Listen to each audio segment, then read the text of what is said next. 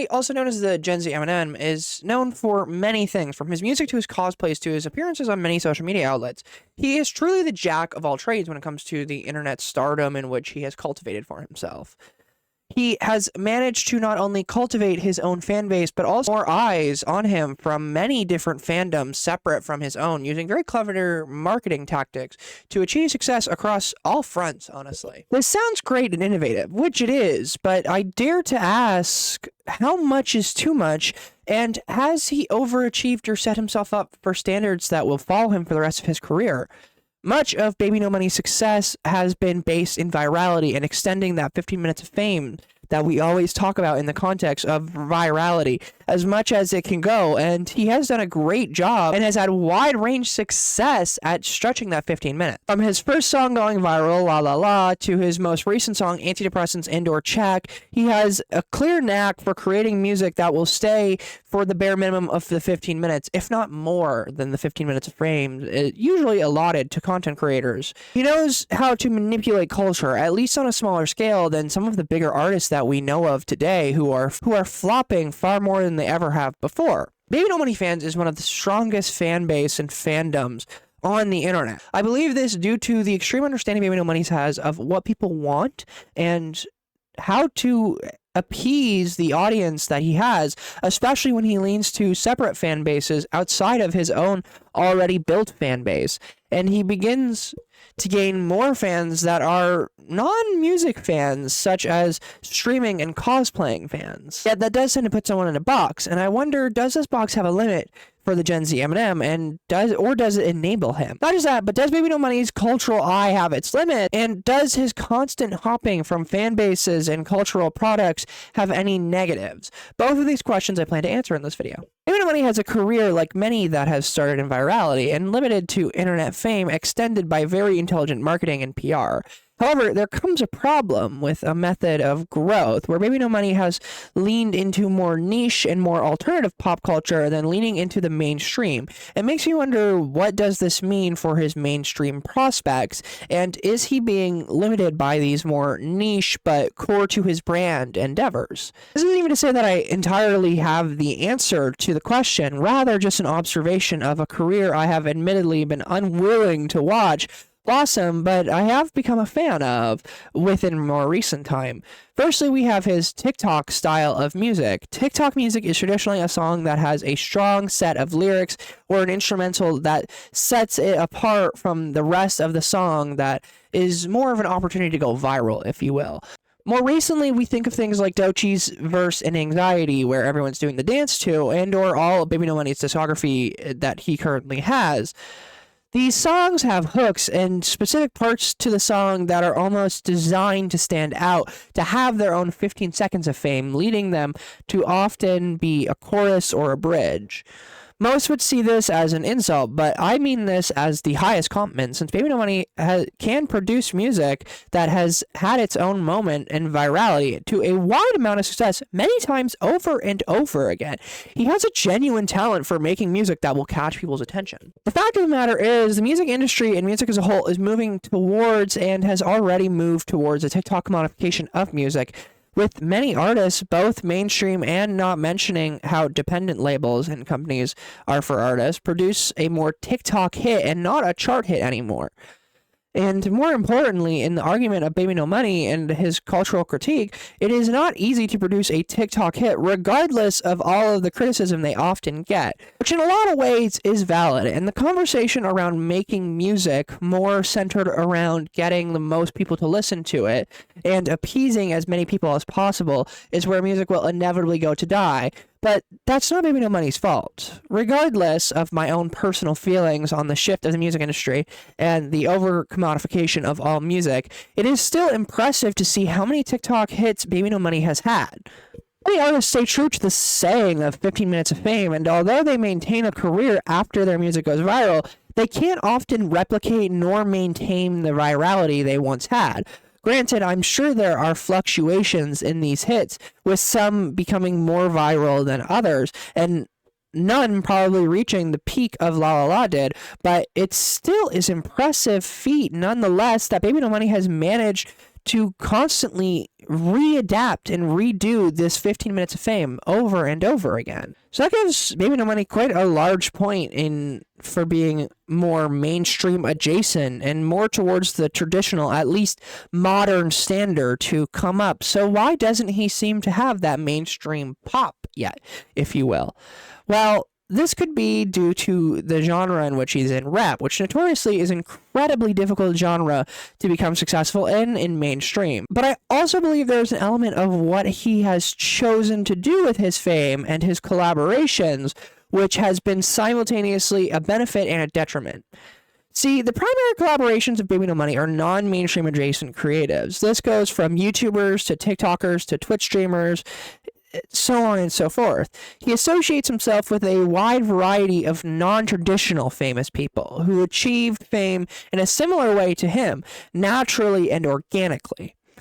I say this as both a benefit and a detriment because at the end of the day, traditional media hates acknowledging new generational fame and has no interest in non-traditional media side of fame, that is. Very few social media creatives have managed to bridge that gap between mainstream and alternative fame. With that gap getting smaller and smaller each year and more people managing to break that gap, we still don't see a lot of people managing to do it. We still don't see some of the bigger names managing to do it. Mainly it's people who have made it far beyond what social media is and have broken into that mainstream aspect. Something that BBNO Money was definitely capable of doing, but chose not to do. It somewhat sets BBNO Money's brand in the same brand and box as many content creators who, although certainly have numbers to be mainstream, will never be seen as mainstream due to the preconceived notions in which the traditional media has on non-traditional media famous people, if you will. And to those notions, I say fuck you. Traditional media, in the nicest way possible, fucking sucks. It's traditional media that causes music to become dull and based in more in charts and TikTok numbers than actual love of the art of music. It's traditional media that focuses on having people see your art rather than understand it and see the point behind it. So in my opinion, traditional media sucks, and I feel the need to say that I actually admire BBNO Money's choice to remain in a more non-traditional ethos rather than leaning towards mainstream success, as it is an admirable thing and it has the potential to pave the way for many artists after him. I say this, but you must remember BBNO Money is an artist from Canada. Look at limited success stories in the music industry compared to the massive media complex that is American pop culture, and he has gone on record saying that music has always been his passion and love.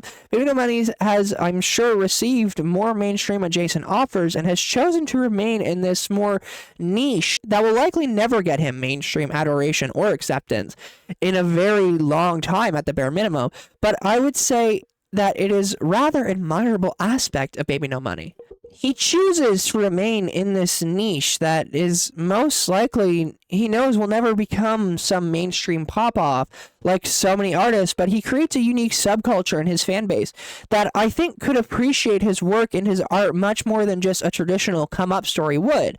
Not just that, but he paves his own way for success and manages to continue to grow almost in spite of mainstream expectations and standards of the modern day artist, proving he not only can meet their standards with his music and what he produces, but also that he doesn't need them to be successful at all. There are many people who have cultivated fan bases that could rival modern-day celebrities that receive no credit or adoration from traditional media outlets, and some who have worked harder than many in the mainstream media and mainstream artists ever will, who were born into the mainstream success. For me, and I imagine many other people, it is more interesting to see a success story and see BBNO Money be successful while also choosing to remain as in the content creator ethos and spirit, and in the spirit of creatives, instead of leaning more into mainstream methods. The man has proven himself to be a multifaceted, talented artist, from his music to his ability to captivate an audience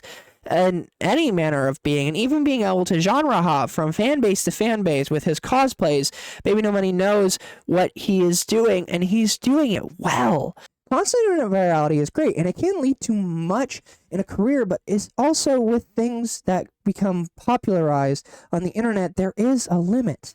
I ponder if Baby No Money will reach his limit or further innovate and yet again break the boundaries as to what we think is possible in internet virality. With his previous songs having gone viral, many came to the conclusion of them becoming annoying and overdone, yet his recent music hasn't faced nearly as much of that critique, even though it's kind of the same man making the music, so it can't be his voice that people were tired of. Not to mention his most recent pivot to cosplaying, which has garnered a massive success and multitude of internet fan bases, further pushing his career and music undoubtedly. And honestly, I can't help but think of how genius it is. Arcane being the first cosplay is one of the more intelligent choices to cosplay, as Arcane was such a cultural phenomenon that not only capitalized on, but also took a stance on a fictional ship that was topical due to the writers coming out against it. And the ship that Baby No Money has chosen to back has some of the strongest shippers from the strongest communities.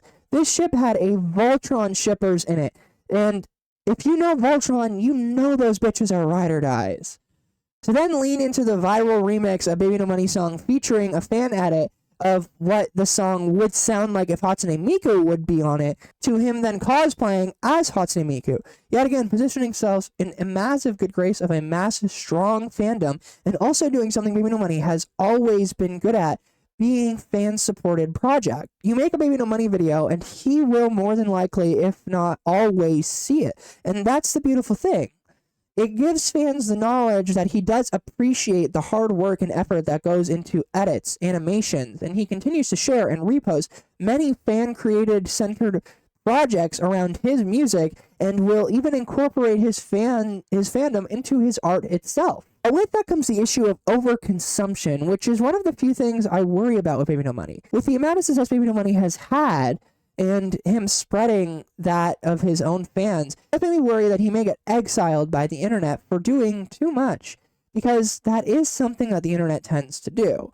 There is such a thing as too much success, and the internet will let you know when you've had enough, and thankfully that time has not come for Baby No Money yet. He has managed to maintain his relevance and shift the narrative around himself and his work, many times further enabling his success, but with most recent stunt into the cosplay and more niche communities, I wonder, will the internet grow tired of him and finally call it quits on Baby No Money? Not to mention, Baby No Money is introducing an entire new audience to new fandoms, and that can historically be a good thing or a bad thing, depending on who is introduced to the IP and what they choose to do with that IP.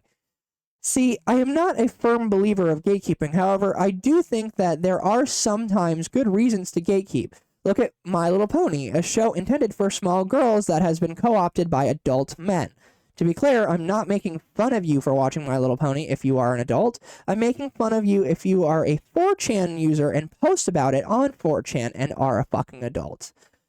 Needless to say, sometimes gatekeeping can be a good thing, and by no means am I saying Baby No Money will bring a wave of bronies to the Sonic the Hedgehog fandom, but I can see something of that note happening, as cross-promotion can be a mutually beneficial or destructive thing. As many could have seen Baby No Money's Hatsune Miku cosplay as wrong, and he could have possibly done the opposite of the intended gaining fans and rather turn a fan base against him. Not to mention, people may grow tired of this set of acts, which realistically is meant to just promote his music, and eventually people could get tired of the cosplaying bit. I have faith that Baby No Money has more of a grasp on those types of things than I do, but either way, it is something that I ponder, as I also feel the need to mention most of the cosplay related content has had an association or direct donation to charities, which is a positive thing and an awesome thing that he does, and I would love to see him be able to continue that work. Then there's the gay stuff. Baby No Money has done a lot of gay things, and it sparks a chord with me and many queer folk. In a time in which we are witnessing queer rights be taken away, it's now more than ever that we need to be cautious of how we present queerness, and the way Baby No Money goes about it is quite backwards, in my opinion. It's no new thing that queerness has often been the butt of a joke, and that queer existence is inherently comedic to people.